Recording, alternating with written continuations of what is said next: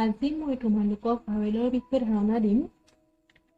ভাৱেলক অসমীয়াত স্বৰবৰ্ণ বুলি কয় আৰু ইংৰাজীত ভাৱেল হৈছে 5টা। মনত থাকিবনে? ভাৱেল 5টা। আমাৰ হাতৰ আঙুলি যে 5টা, ভাৱেলো 5টা। চোৱা ভাৱেল কেইটা এ, ই, আই, ও, ইউ।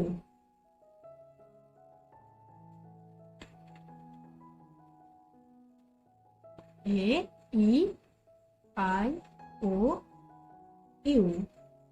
এতিয়া মই তোমালোকক সদায় ভাৱেলক মনত ৰাখিব পৰাকৈ হাতী আৰু পৰুৱাৰ কাহিনী এটা কম।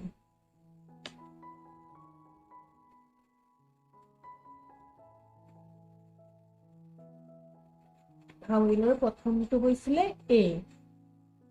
এৰে আমি এণ্ট লৈছো। এণ্ট মানে পৰুৱা। এদিন এখন পৰুৱা এটা বাটেৰে গৈ থাকোতে এটা হাতীক লগ পালে।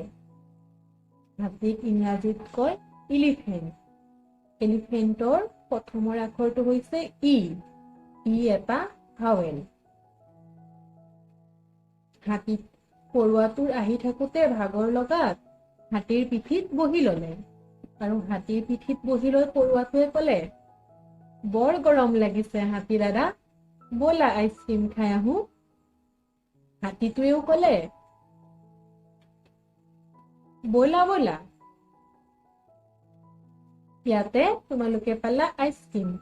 আইচক্ৰীমৰ প্ৰথমটো আখৰ হৈছে আই। আইটো এটা ভাৱেল। তাৰ পাছত দুয়োটা আহি থাকোতে হাতীটোৱে কলে, কি আইচক্ৰীম খাবা? পৰুৱাই কলে, অৰেঞ্জ সোৱাদ থকা আইচক্ৰীম খাম। এতিয়া অৰেঞ্জৰ প্ৰথমৰ আখৰটো আমি কি পাইছো? ও। ওটো এটা ভাৱেল। দুয়োটা আহি আহি আইচক্ৰীম মেনৰ ওচৰ পালেহি। আৰু দেখিছানে আইচক্ৰীম মেনটো ক'ত আছে? আইচক্ৰীম মেনটো আছে আমব্ৰেলাৰ তলত। আমব্ৰেলাৰ প্ৰথমৰ আখৰটো হৈছে ইউ। ইউটো এটা ভাৱেল। এতিয়া দুয়োটাই আইচক্ৰীম ললে। লৈ পেলাই আইচক্ৰীম খাই আনন্দ মনেৰে ঘৰলৈ উভতি গল।